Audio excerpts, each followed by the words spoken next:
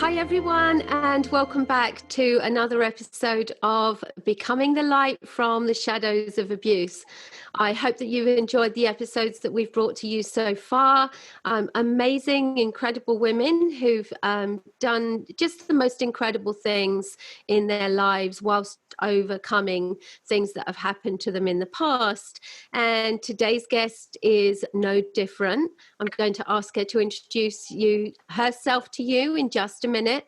As I always say, she knows far more about herself than I do, although I do know quite a lot, because Jaimee Watts is our guest speaker today, and she's actually one of my personal friends. I met Jaimee a few years ago, and even at the time, I was just so impressed when she told me about things that had happened to her in the past, and I looked at the journey that she was on, what she wanted to do, and what she was trying to accomplish. And as always, I just never fail to be so inspired by people who are trying to put their past behind them and to become the person they want to be.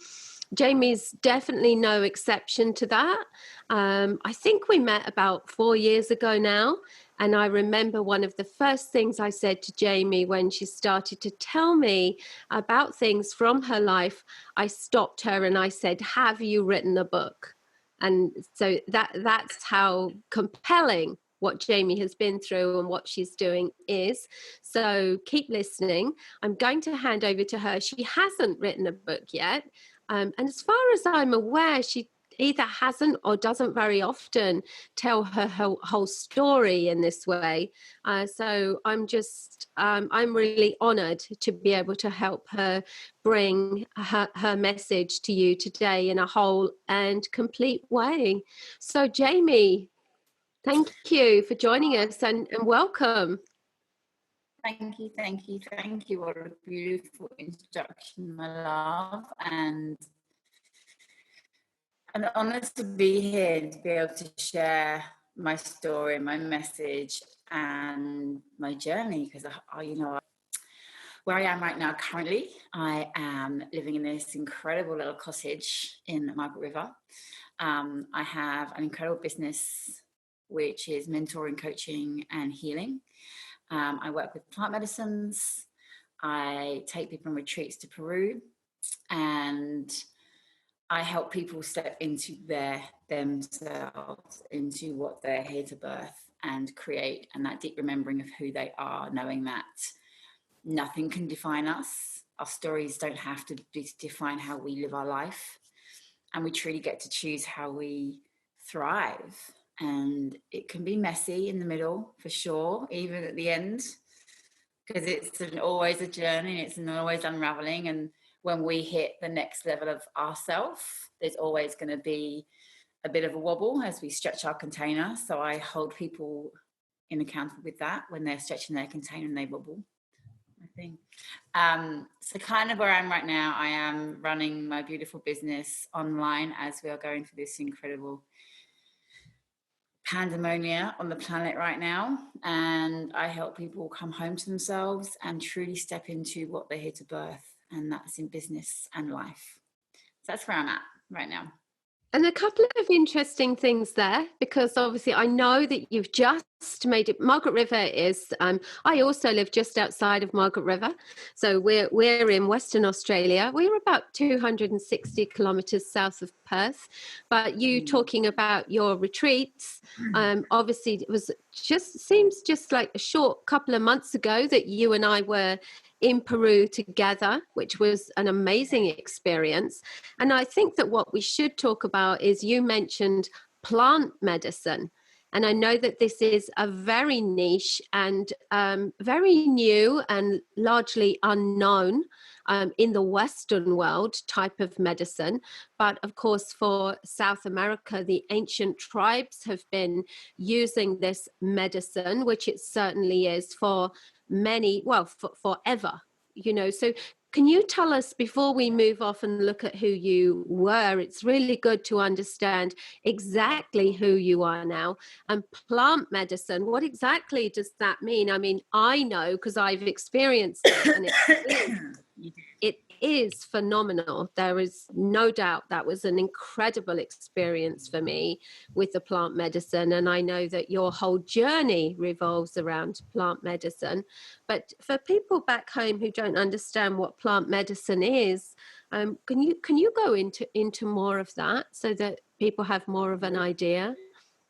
Yeah, absolutely. And also plant medicine was a massive transformation in my life for my healing. So I give a lot of, I want to say credit, but the plants have helped me heal to the point of where I am right now. So plant medicines, they are beings of their own right.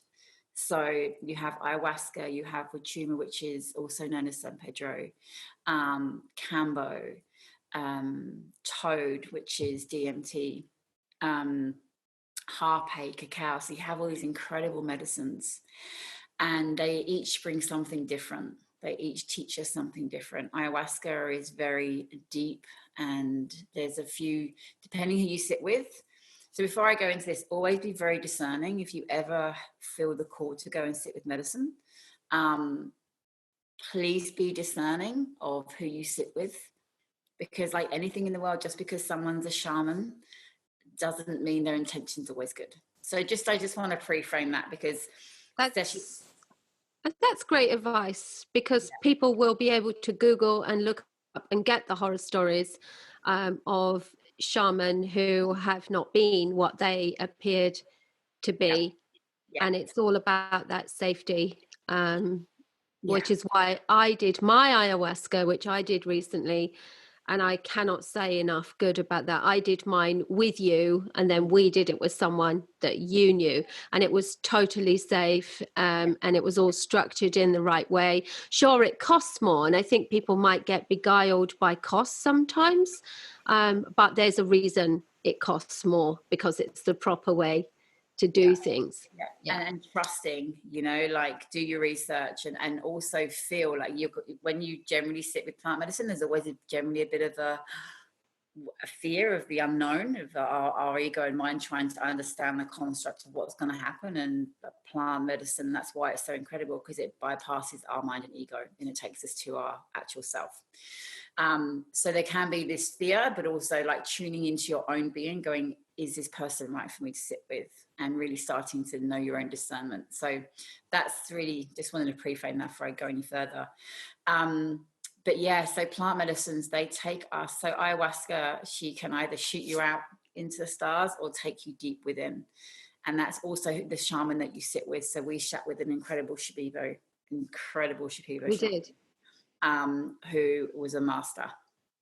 And, he can tune into the medicine and make the medicine go up and down. You can actually feel yourself rise. You can feel the medicine come up and down in your being and take you on a journey. Excuse me. And know that you're I had both of those experiences that you talk about.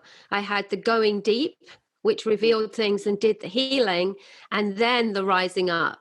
And I doubt, if I hadn't done that ayahuasca journey, well, that the profound effect that had on me, I doubt I would be doing this podcast, but because it just ignited something in me, that shooting up after the being taken deep and doing the healing is what's got me to where I am today, for sure. It was an amazing experience. I feel so emotional, because the plants are so powerful. Like when you do the deep work, when when you're who you're sitting with, and you're in that tight container, like the transformations are incredible, of us coming out the other side and what we're creating, because we truly remember the depth of who we are.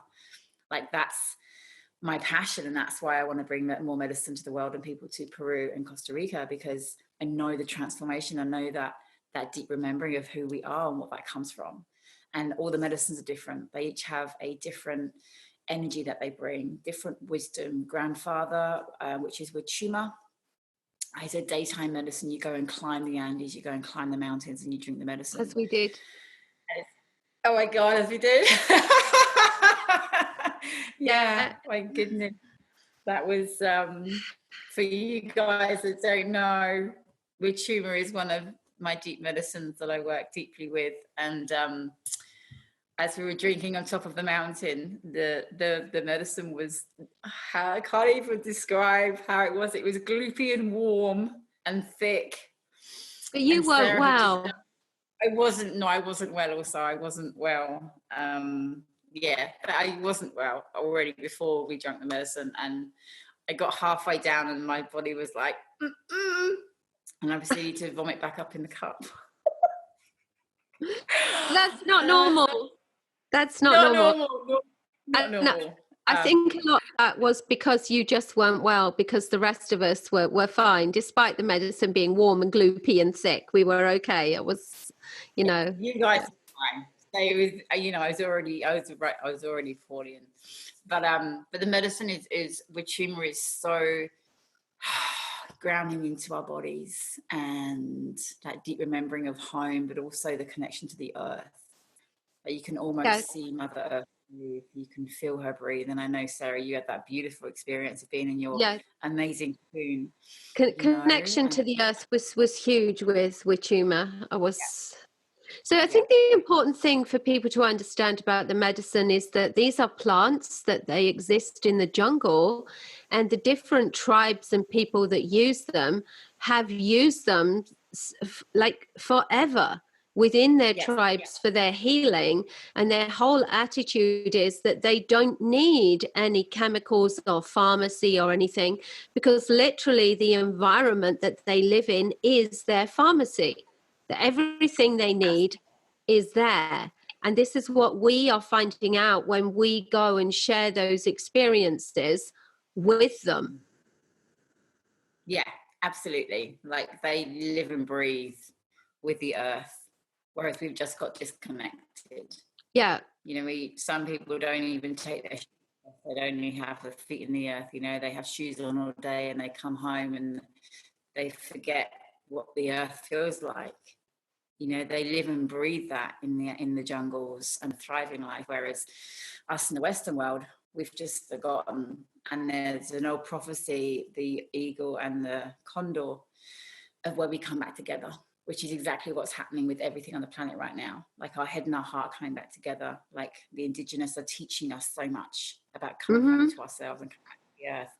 So there's a prophecy right now, and everything is coming true, with all this kind of destruction. I want to say destruction. That's not what I mean. I mean collapse of the old, so the new can rise. And that's what's happening right now. And the indigenous are reminding us, the earth has the answers. And actually, what you've just said, it makes so much sense, because so many people that I've spoken to while we've got this pandemic, and like heartfelt gratitude to the emergency workers, the essential workers that have kept everything going. And I know many of them are working longer hours than normal. And, we are just so grateful to them. But for the rest of us who've had to let go of everything that we're used to in our lives, I think for so many of us, we are looking at life and thinking that we can be different. We are interacting differently as families. We're seeing things in a different way, spending time in a different way, and just taking time. And I know so many people who've said, well, I'm realizing that I can actually make do with so much less. Yes. Which is that coming back to self, and more of this focus on myself, my family, what I have now, our connection, being enough, and not needing all this stuff outside of ourselves to actually fill all those gaps, being enough for ourselves. And of course, that's such an important part of the medicine as well. Absolutely. Yeah. Coming back to self, realizing that depending on how we've constructed our life, around money and things, and if we've tried to fill our lives with things, like, medicine will just show you that that's not, you don't have to have that to be enough, to be worthy, to be heard, to be valued. Like, you're enough just by being you, to be valued and being enough, so the medicine just strips you bare anything that you have hidden from, consciously or unconsciously. You know, when I first went to the jungle, what was it, 3 years? I think it's 3 years ago I first went to the jungle. And I had these big ideas of, I'm going to sit with the medicine so I can bring the ancient wisdom to the world. And I was just so humbled, which the medicine will do that to you. And she's like, you have to heal yourself first. Like, before you even begin to think about bringing this medicine to the world or bringing the wisdom. Like, I had hidden so much, which is the abuse for me from my past, that I had to go through that. I had to go through that in my journeys to. And I love that, because that sits with every message that, no matter who I interview, that is the essence and the ethos of these podcasts, that you have to heal yourself. Everything else comes from healing yourself. When you are complete and whole, you can be, do, and have so much more. And all the issues and the struggles that we're all creating for ourselves is because we're out and about trying to do things, while actually what we really need to do is to heal ourselves. And that's just such a great message. And yes, the fact that that's what the medicine shows you, and that's what the medicine does, helps you heal yourself. But it very, very much does show you that is what you need to do, that is the foundation, the root, the basis of everything, in the most wonderful way. It really does. That I wouldn't be where I am. I wouldn't be freer. I wouldn't consciously be choosing my life the way I'm choosing it.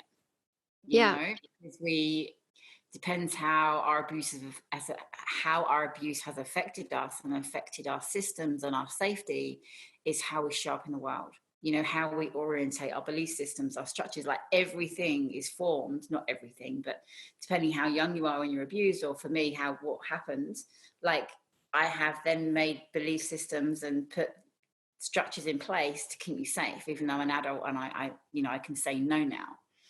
Yeah. So being able to go through that and then go, okay, how am I now creating my life? Is this a choice, or is this a pattern of safety?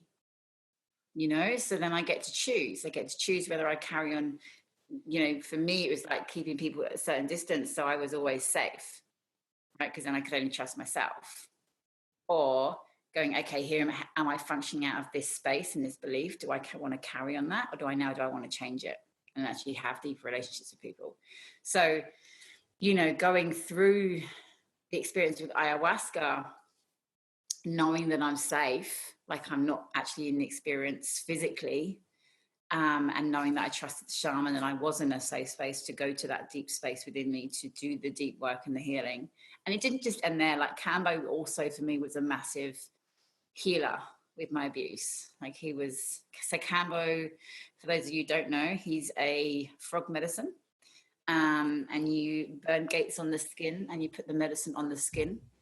It is absorbed into your lymphatic system and you purge, like physically purge. But he works or not, as Sarah didn't purge. but I still got incredible healing from that. I have my Kambo scars on my leg, 3 little dots. I chose to have them there rather than hide them, as the constant reminder of the medicine that Kambo was. And even though I didn't purge, which is what people normally do, I was still extremely aware of Kambo dealing with something that I needed to heal within my system. I was still very aware of that. It was still very significant for me. And I think that, I mean, obviously at the end, anyone who's interested in plant medicines, Jaimee, I know that you've got a Facebook group. We'll put all your links and everything. And I think it is a topic that maybe, it's like things that we don't understand, that we don't know about, we can have fear around. And I know that you are an incredibly safe person for people to speak to And will definitely direct people to speak to you. They can speak to me because I've had the experiences, but it's not an area that I work in. I'm benefiting from it for sure, and I'm so grateful to you for bringing that opportunity to me. It really has been. I know that RTT a couple of years ago was a major healing point for me, but I definitely had another one with ayahuasca early this year, and that comes with the layers and the moving on that we do. As you say, as we expand and grow, then we reveal other things that we need to deal with, and that definitely happened to me. So we'll definitely be pointing everyone in your direction who wants to know more about this. I think it's a wonderful, amazing opportunity for healing. But all this healing that you had to do, we all have a really good sense of who you are and where you sit now. But where did all that come from? All this healing and everything that you had to do? What happened to you? How did it leave you feeling? And what was the journey that you took to get to where you are now? So I'd managed to repress my abuse for many, many years without knowing that I was abused by my dad, sexually abused as a child. And I'd managed to, my system didn't cope. So as we do, we repress it. We bury it so deep and dark that we don't know it's there. I always had this energy towards my dad, and I could never quite figure it out. It'd be like, don't fucking touch me. When you go to hug me and things like that, growing up or even older, like when I was even 20, I'd be like, don't, like, this energy that I wouldn't want him anywhere near me. And I was like, oh, I wonder if I was abused. Like you just start thinking like it's not a normal reaction to have towards someone that's your dad. And I started just healing, just doing different healings. And I think that's because, leads into so my ex-fiance had a heart attack and brain trauma 7 bit years ago now. So that started me on a healing journey from that, and that unraveled all the other things. So when that happened, and then me and my ex, he survived, by the way. He's amazing. He has a brain injury, but physically you wouldn't know that he's got a brain injury.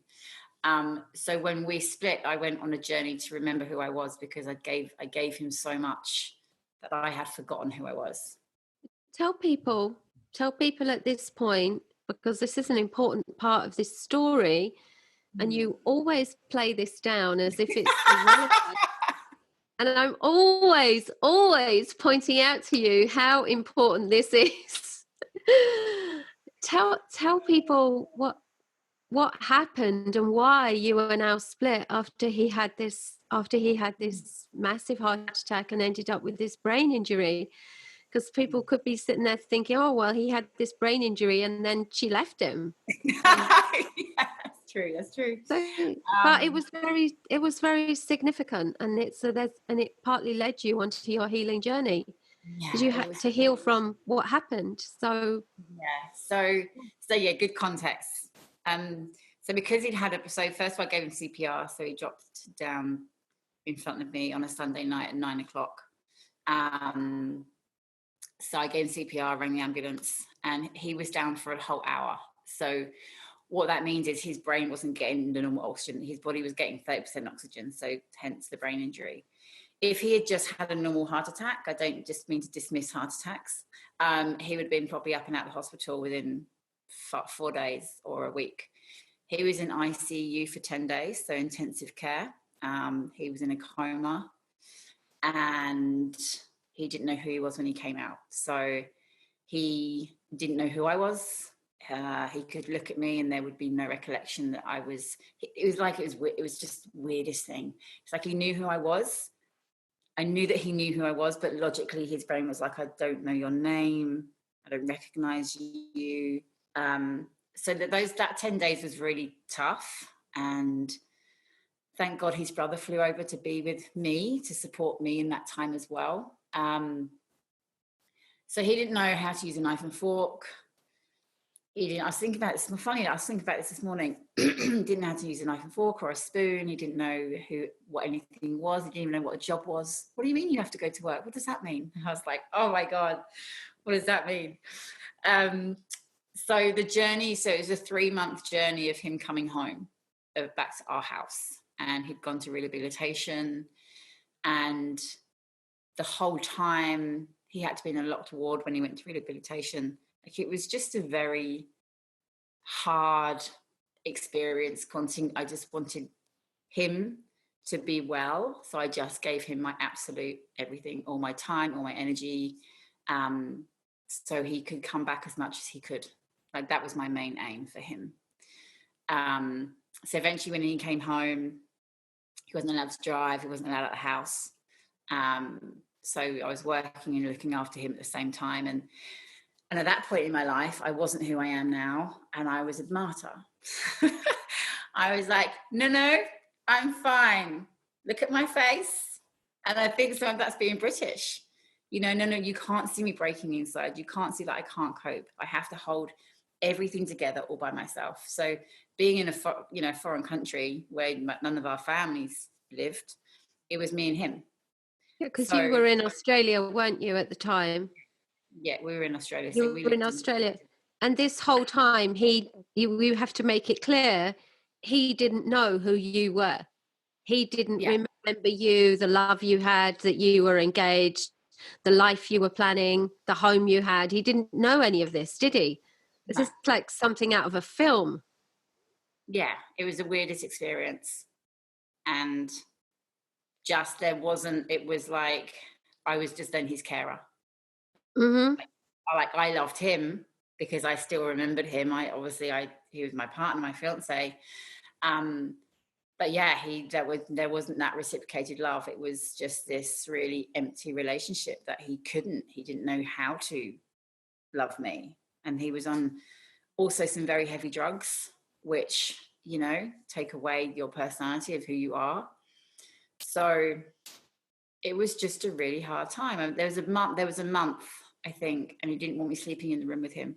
So I was sleeping in either like, we had a spare room, but it was my office. So I was sleeping. I don't even know why I was doing this. So I look back now, I was like, I'd made a bed in the lounge at the back. So for a month I was sleeping out there, and he'd had the bedroom because he wanted that space for him. Like, I can't even imagine what he was going through. I can imagine, we both had very different experiences of the same experience. Like, yes, completely different perspective of what was going on. Yeah, in a house that he didn't really remember, like, and with a partner that now is just his carer.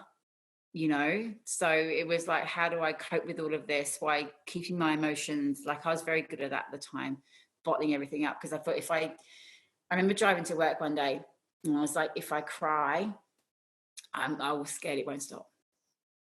So I was like, okay, let's just plow through this.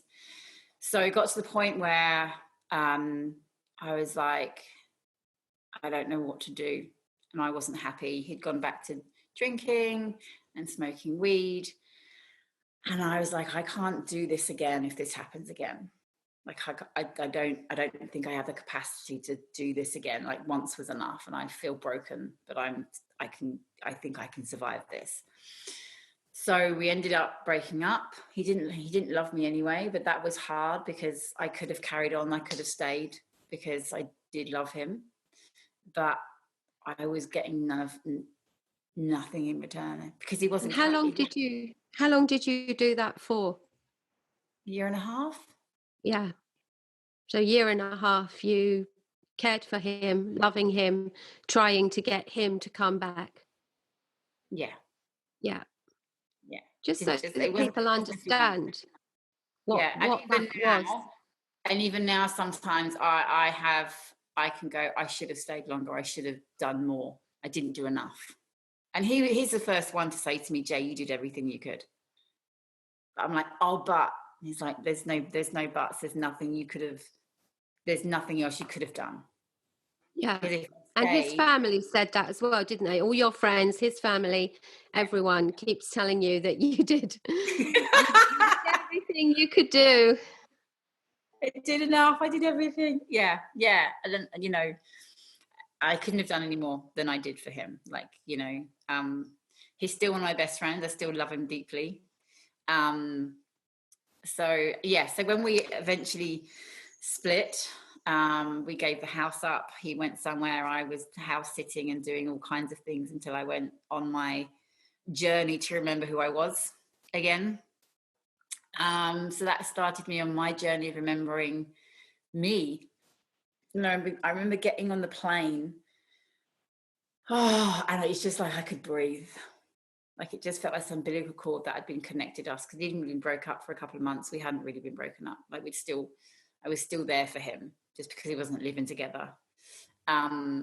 So just getting on that plane, I was like, I can breathe.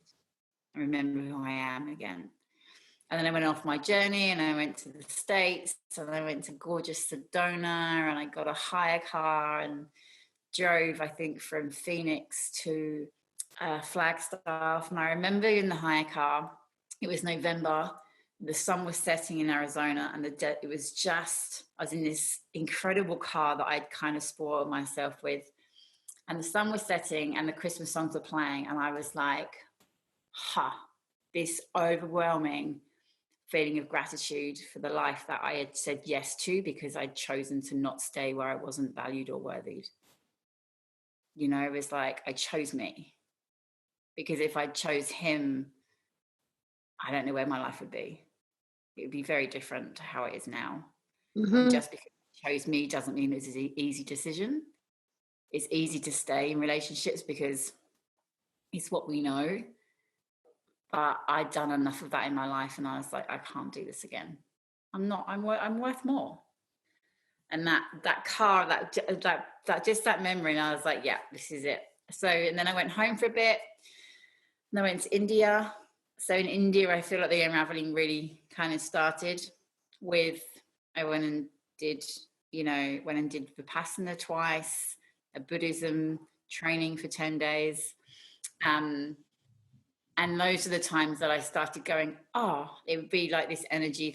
I was abused. I was abused. And then I'd go, oh, no, no, no. And then I was abused. Oh, no, no, no. I think that happened like 10 times. And I was like, You didn't want it to be true. I mean, what an awful I mean, it's different if you know. It's bad enough if you know, but if you're not sure, then certainly you would have a resistance to it. You would want it to not be true. of Definitely. course. You Yeah. you would be fighting it. So you know, you didn't actually go on this journey to necessarily heal from being abused in that way. You actually went on this journey to heal from what happened between you and Al, and to recover from all that. But this was in the background. So Yes. this came through as what was revealed as part of this. And it Yeah. needed to be. Yeah. Absolutely. And I look back now at the way I used to speak. Like there was this, because abuse isn't just abuse. I mean, obviously it is the abuse itself, but it's everything around that, like the secrecy. It's, Mm-hmm. no one's going to believe you. Don't speak up. Like all of these things, it's like the layers on top of the actual abuse itself.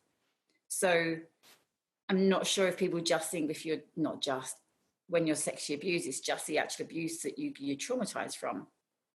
But it's not, it's everything around that. You know, for me, it's secrecy. And I realized how much I lived my life like that. I can't, it wasn't even noticeable until I obviously started going, I don't tell most people what I'm doing.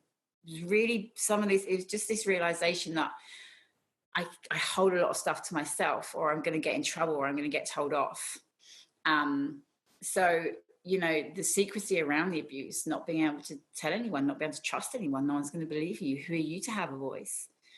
And obviously me stepping more into my space of what I'm here to share in the world, I need to have a voice. Most people can't hear me. So it was really then starting speaking up. I actually confronted my dad, was it last year? like I'd had a few conversations with him and brought it up, but kind of not really.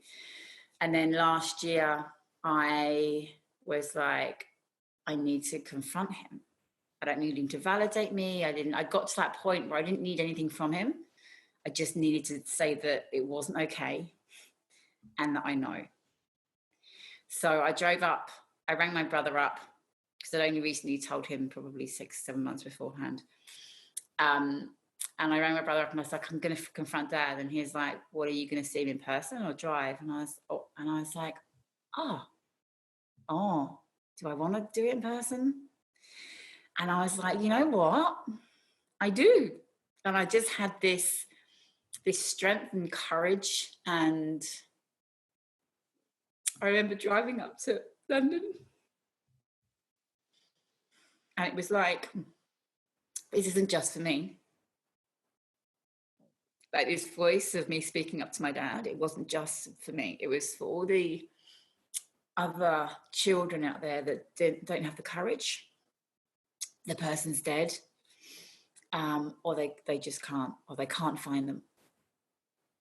And I was like, this isn't just for me. And it had this I didn't need Dad to validate anything that I was saying. I didn't need him to go, oh my God, yes, I'm so sorry. It was just like, I just need you to know that it wasn't okay. This isn't how you bring up children. And because I've been in the spiritual world for so long, it was always, oh, I'm just grateful for the experience. Like I'd been in that bullshit, excuse my swearing, that bullshit of, oh, I'm grateful because it's part of my life experience and da-da-da. And I remember driving to Perth once, I'm like, that doesn't make it okay. No. Just because we have these contracts or whatever we have coming into this world does not mean that my little girl, it wasn't okay. So I had go on.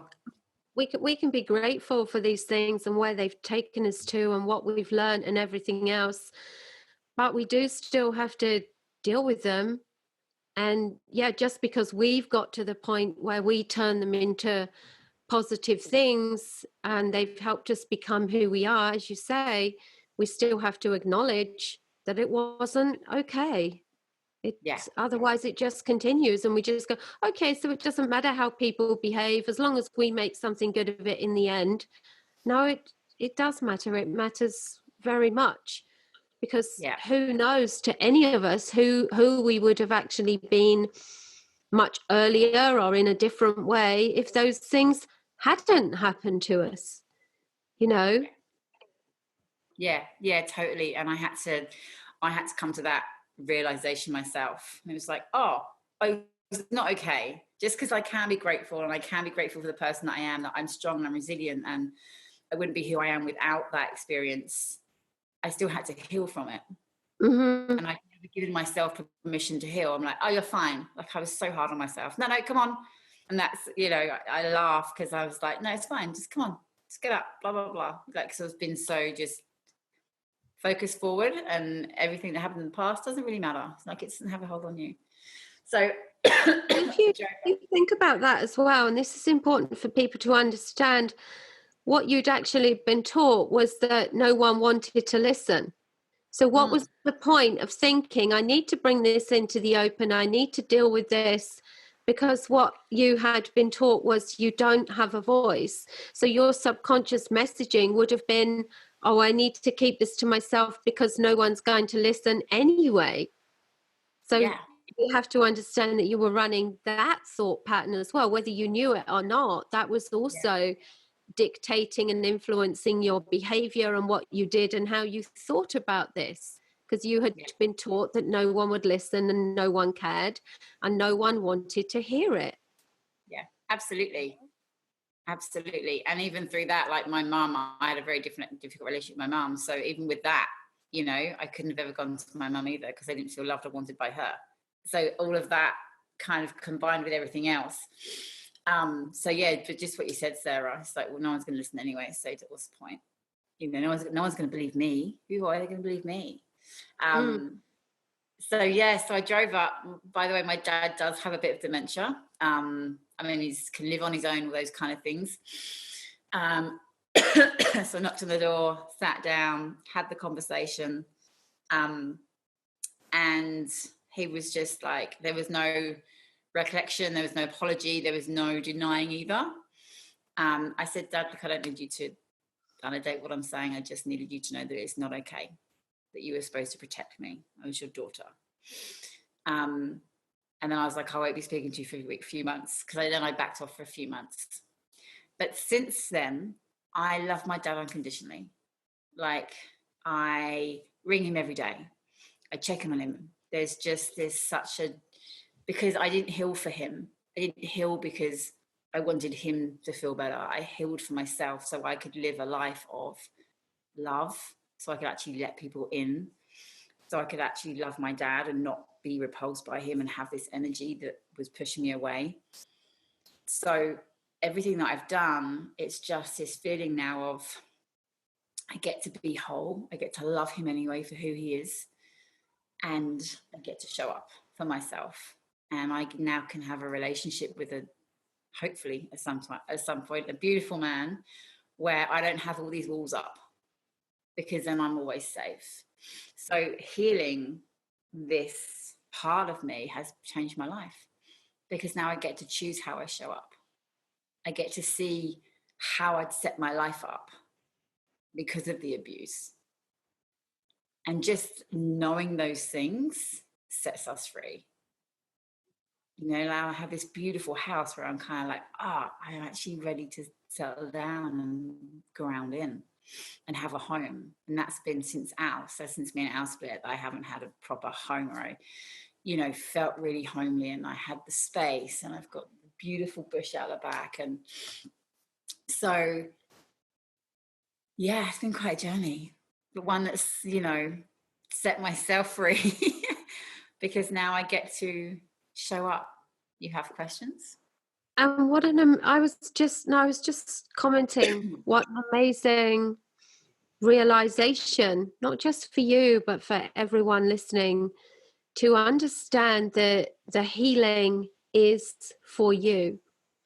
And that when you do the really deep healing within you, and you can recognize and stand in your value and your worth, and have love and compassion for yourself,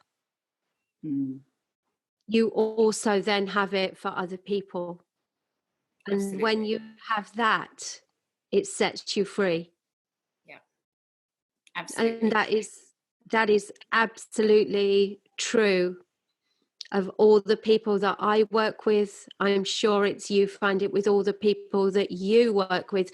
It's certainly true for me in my own journey and the work that I've done, that it is always about us, and our healing changes the essence of how we approach life, what we bring to life, what we get from life, and what we give and receive from other people. And it totally opens us up to live in love, compassion, and a focus on abundance, rather than living in fear and from a motivation of lack and concern and all those negative attributes that go with ourselves not being whole and complete. And that's not just my experience. I've never worked with someone who doesn't end up with that as their healing experience. And that's exactly what you've said too. And I know that it's the same for the people that you have worked with and their healing experiences. Yeah. And it's just so wonderful to hear you put it in that way, and to see you come from, because so many people are so hurt by sexual abuse of a sibling or a parent, because it does involve such incredible betrayal. As you said, it was your dad's job to protect you. So not only do you not get his protection, but you actually get abused by him. And the gap is huge. It's not just not receiving love. That is one thing to not receive love, but the whole next step to that is to receive the opposite, you know? and to be able to move from that into love and compassion and freedom for yourself. Ah, I think it's a huge thing for anyone listening who's sitting with the kind of experience that you've had, to understand where their healing will take them and what it will lead to and what it will mean. it's such a sense of freedom. Like, there's like, sometimes I'm just so grateful. Like, I'm just like, I get to call my dad and want to speak to him. Like, it's that Right. simple. And check in on him, make sure he's all right. You know, whereas before it'd be a chore, or I'd be narky and I wouldn't want, you know, all the things that I hadn't healed. But now it's just, and not just my dad, how I live my life, you Yes, I know, was going to say that. Yeah, not just that him, like, will. beautiful, but how I show up for myself now, how I value myself and my voice stronger and stronger. And, you know, I've created this incredible life for myself by myself, you know, and, you know, if we live in this place of victimhood and pain, we can't create from that space. We think the world's out to get us. Everyone's horrible. Yes, people have their own things, but if we're coming from a place of, I deserve this and I'm going to keep going, yes, it can be challenging, as we know, building our own businesses, but knowing that I've had the strength and resilience, and I'm not a victim. I'm not a victim. And I get to choose how I show up every day, and more functioning from a place of love for myself and for what I want to create. Like, it just changes everything. That it changes the way you look at things, knowing that what you can come through. And I was thinking the other day, like, if I can serve Cambo and face my dad full on and sit with plant medicine, I can do anything. You know, like, I can do That's, anything. that's pretty much true. Yeah. So, talking about that, I mean, obviously, your healing journey has been amazing. It's made you the very complete and whole person that you are today. And I know that you did quite a few things along the way to facilitate that healing. Was there one thing in particular that really, really was very, very significant to you in that healing? I mean, I'm sure it was the plant medicine, but was there a defining moment, an experience, anything in particular that really was that tipping point for you, or has it really just been a whole progressive journey that you then look back on and just go, wow, this is where I've got to, which can sometimes happen. It has been everything together, but there's this one moment when I was sat with medicine in the jungle, a good few years ago. And so when we have sex with someone, or we're abused or something like that, there's an energy that gets exchanged. And when I was in this medicine journey, it was like the medicine cut that energy from me and my dad. So that, because we'd had that, you know, dark energy between us, if for want of a better word, an experience. And I remember sitting in this medicine journey, and I can't even remember how it came about, but it was like the energy being cut, and I suddenly was like, oh, that's who I am. Like, this energy had been, because of the secrecy and the darkness of the abuse, that had been leaking out, for want of a better word, like draining. He was still in control, right? Because I hadn't owned it, I hadn't come back to myself. So he was energetically still in control of me and who I am, or was. And when this energy just cut, it was like, oh, I literally felt 10 foot tall and bulletproof. It was like, oh, this is what my soul feels like, because this energy wasn't being taken from me or leaked from me, or whatever, however you want to perceive it.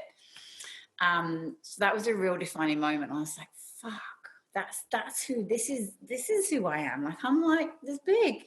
And it was just this moment of like, I'm this, and it was just this posture in me just shifted. Like, this, everything came back, and this energy came back that had not, it was like, I guess what's coming up for me as we're speaking, Sarah, is like that innocence had gone. As a child, right? You're innocent and you don't see the world how it can be. Sure. So, you know, it was almost like, almost coming back to myself. It was just this incredible moment in this journey. Other than that, everything's just been a kind of piled on, and I've sat and I've ripped off the, you know, the layers of Layers. the layers, all of the gorgeous, incredible All layers. of the layers. And sat with myself over and over again. So there was another defining moment when I told my brother, which was a year and a half ago now. And I expected him to not believe me, like all these, you know, things come up. So when I told him, because he'd always thought I was a favorite, when I told him and he realized what had been happening, it was like I had a family again, because I've separated myself so much because I'm safe and I can look after myself, and Darren does his thing and I do mine, and it was just that there were no secrets, right? Because we've always had this, that's between me and my brother, right? There'd always been this, you know, like say he stood in front of me, there's been this pile of shit between us that he didn't know. Yeah, sure. Yeah. So that changed my relationship with my brother completely. So those two experiences, and then others, just that, and then so that opened up another layer of healing for me, speaking to my brother. And then I felt raw, and he asked me questions that he wanted to ask some questions, and I was open to answering what I could. So it was another layer of healing for me. So I went through another good, probably couple of months of crying and pain and all of the things as I went on a deep healing journey. But without that, I wouldn't be here. You know, I wouldn't be here with my dad. I wouldn't be here in the healed state that I am, you know? So knowing that every unraveling is always as it's perfectly as it's meant to be, at the perfect timing. And I couldn't have told my brother any sooner. I didn't have the strength for me. Mm-hmm. So when I didn't want to. My soul was like, it was hilarious. It was like I didn't have a choice. I had to tell him. And I was like, no, I don't want to. It's like, but you have to. I was like, no, I don't want to. And my soul was like, you have to tell him. I was like, oh, fuck. Okay.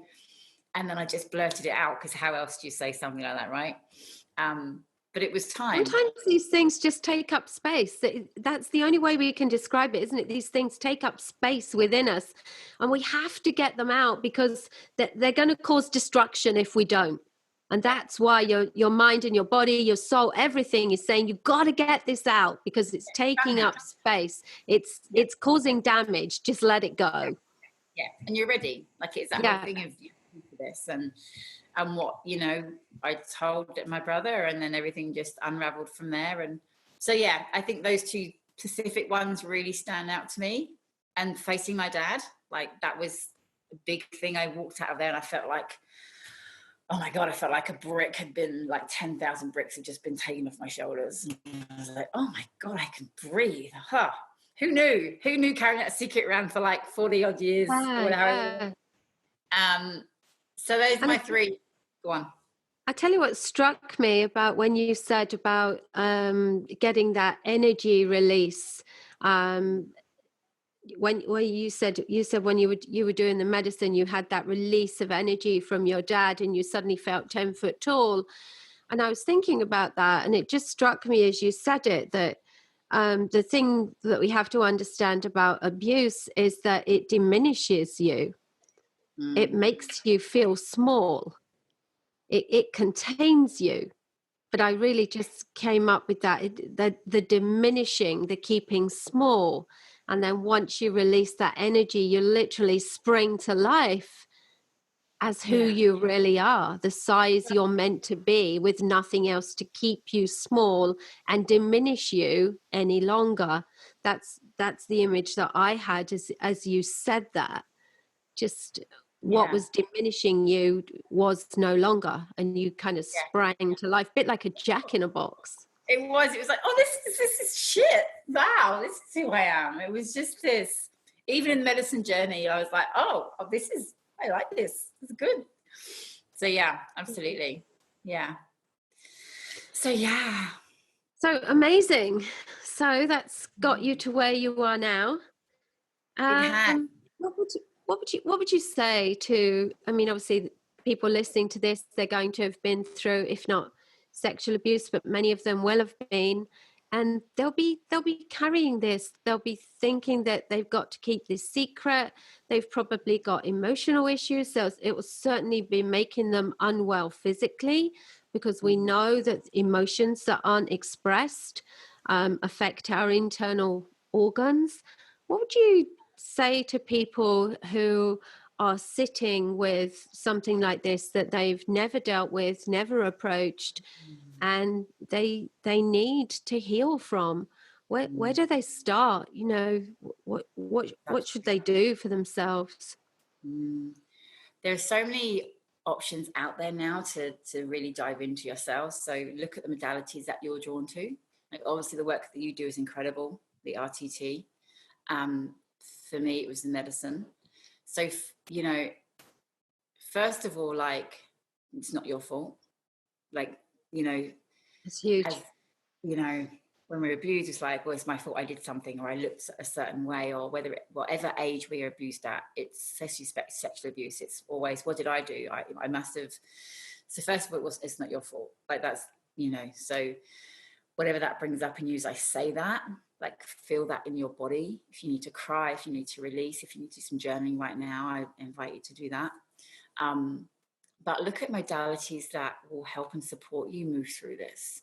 Like, don't allow this podcast to be the thought that you want to do something and then don't. Like, use this as a catalyst, knowing that when we're willing to face the pain and the messiness, what's on the other side of it is so rewarding. I can't share that enough. Like, my life and the love I have for life and people in it, I wouldn't have had if I hadn't have done the work. So really look at, where can you dive in this with someone that you trust? And it can be starting with something small and just journaling down, or how do I feel? How do I want to work through this?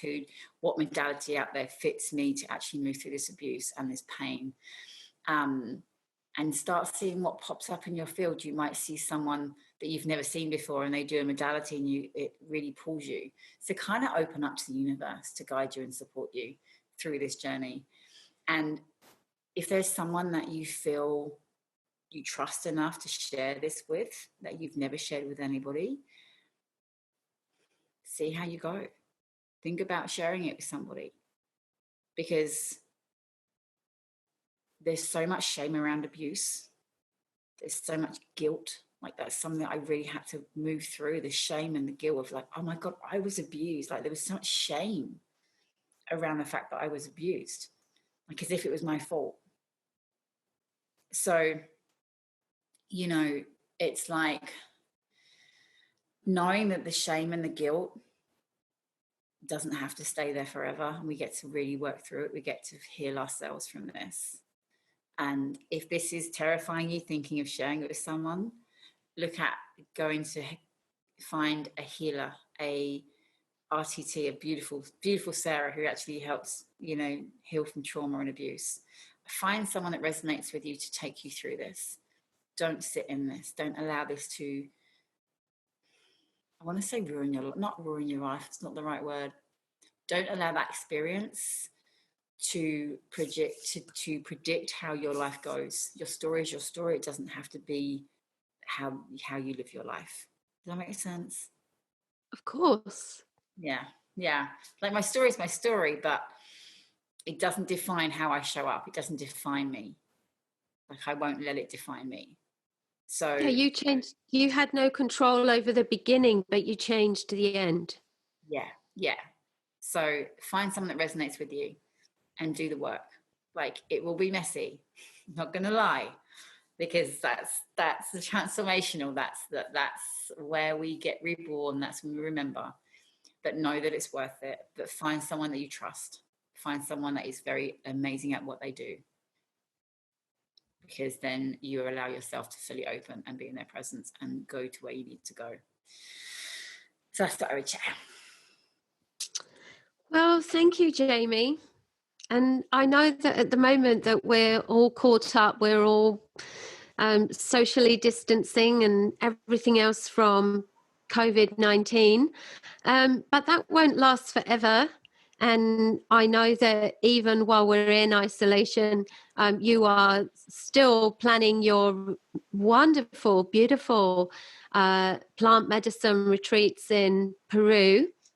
And what we will definitely do, your information will be at the end of this podcast, and we will give people who want to find out more a way to find out about these retreats and what they could expect, and how maybe they could approach their healing in working with you if the plant medicine sounds appealing to them.